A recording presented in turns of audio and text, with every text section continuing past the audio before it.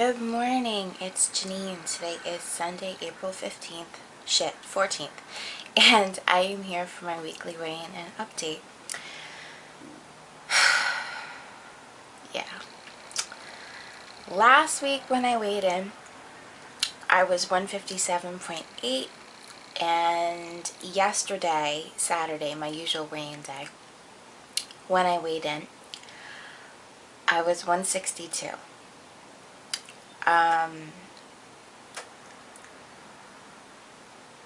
I was like, what? I have reasons, and they're not all my fault, and I need to calm the fuck down, but still, ouch.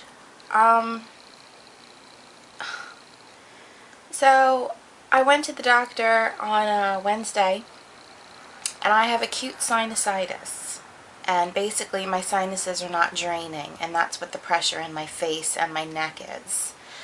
Alright, so she gave me Cefzil for 10 days and methylprednisolone, which is a steroid.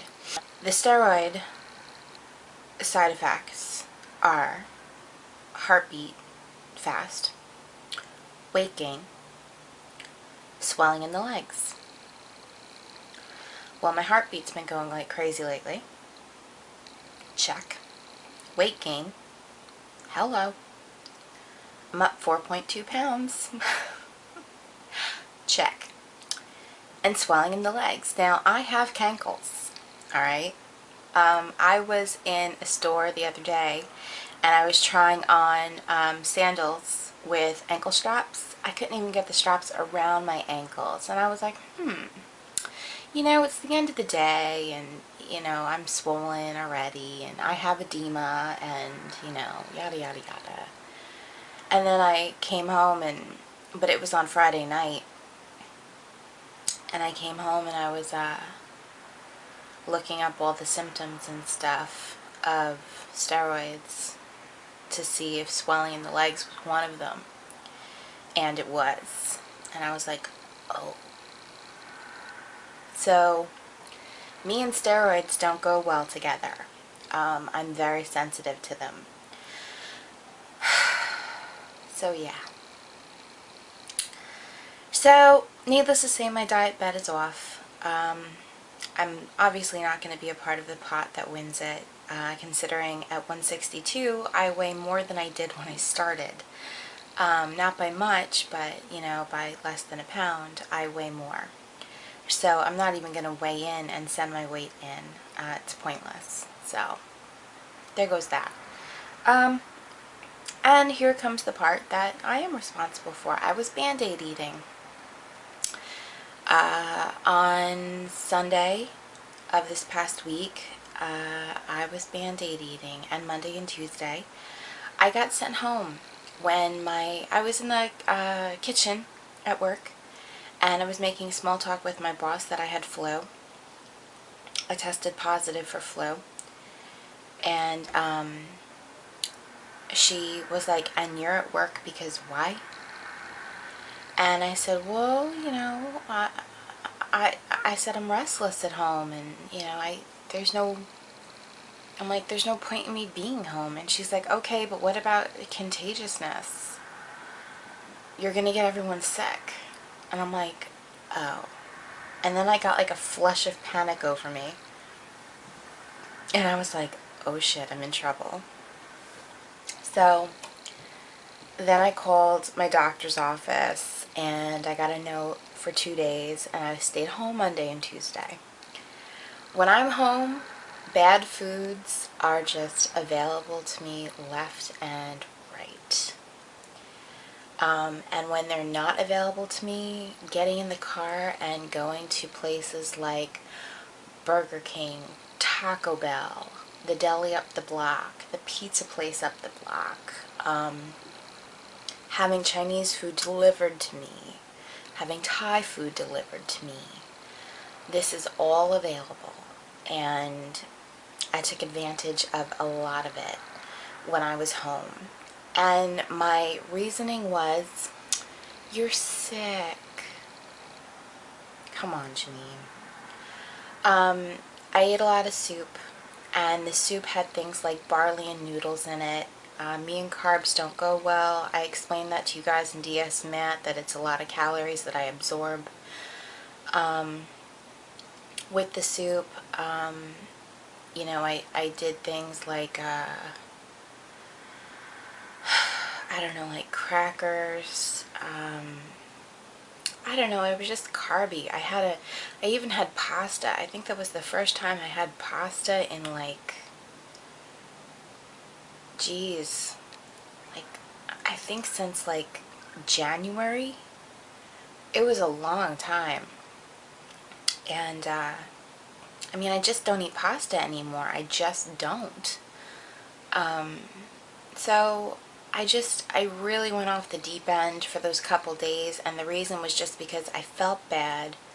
I wanted comfort, and I went to food for comfort. A Band-Aid ate. So I did that. And no exercise. I just can't exercise. Like, I'm sitting here right now. It's 8:20 in the morning. The pressure in my head, and I just woke up, and it gradually gets worse during the day, but the pressure in my nose, over the bridge of my nose, and in my eyebrow area and throughout my eyes, like in a ski mask area, it's insanity. And I can't take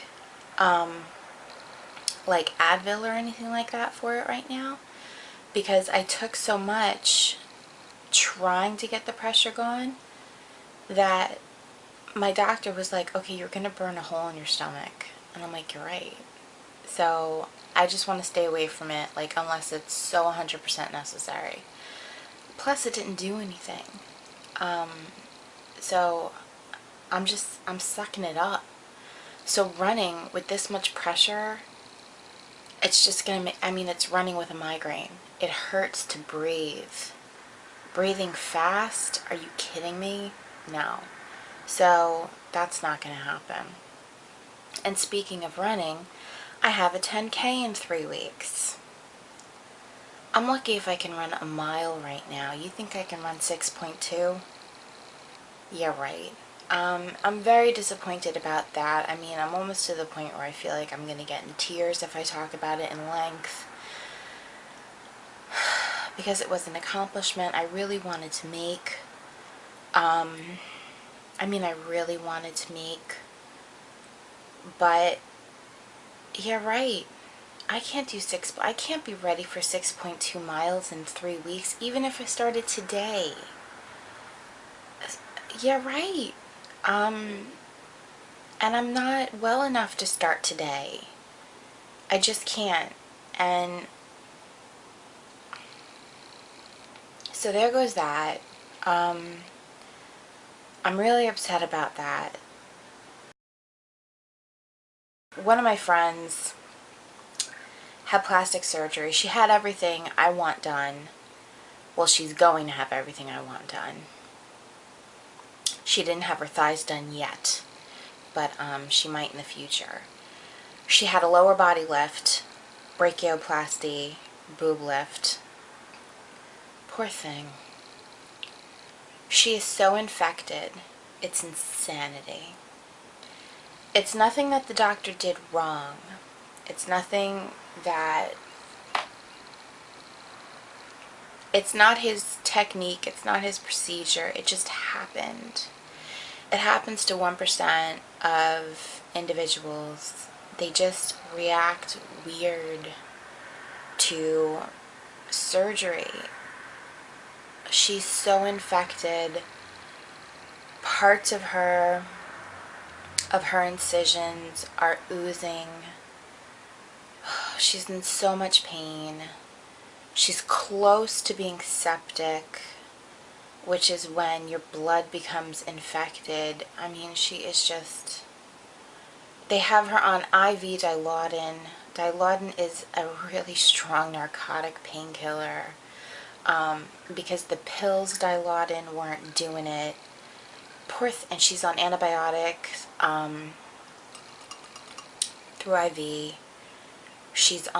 They're giving her bags of blood. They're giving her transfusions. I mean, she's a hot mess. Poor thing. So I just, it scared the shit out of me because she's using the same plastic surgeon I want to use. So obviously I'm terrified. That was a wake-up call. So I'm having second thoughts about using him. But that's so far in the future, it's insane. I don't even gotta think about it right now. So knock it off, Janine. Sally did a video I'd like some of you guys to see. It's called, Are You a Prisoner of Your Past? Yes, I am. I don't let anything go. For some strange reason, no, it's not a strange reason, because I was thinking about it yesterday when I was driving, and I know exactly why I do it. I do not let my flaws and my mistakes go. I continuously beat myself up for things that I've done, that I've did, and I just live in the past and I never move on to the future. And I continuously repeat to myself the phrase, you cannot move on to the next chapter until you stop reading the last. And I hope so much that that is going to kick into my head and that I'll just do it, but it rarely does. And a lot of it is because my parents have a habit of bringing up things that I've done like 10 years ago and smacking me in the face with it. They don't let me live things down, so I don't let myself live things down. And I live with my parents still, you know, because my mom is disabled. So, you know, I don't get away from it. I should get away from it, but I don't get away from it yet. And beauty of living on Long Island is just too fucking expensive, and my mom needs me. So, this is why I do it, kiddos. It's rough. But, anyway, I'm going to put Sally's video in the link below. And if you want to check out Sally's video, it was brilliant. It was really, really brilliant. And, very smart. Very smart. Sally's very eloquent. And so check it out. I loved it. And that's it. I love you guys. I hope you have a fantastic Sunday. And I will see you next week. Bye, guys.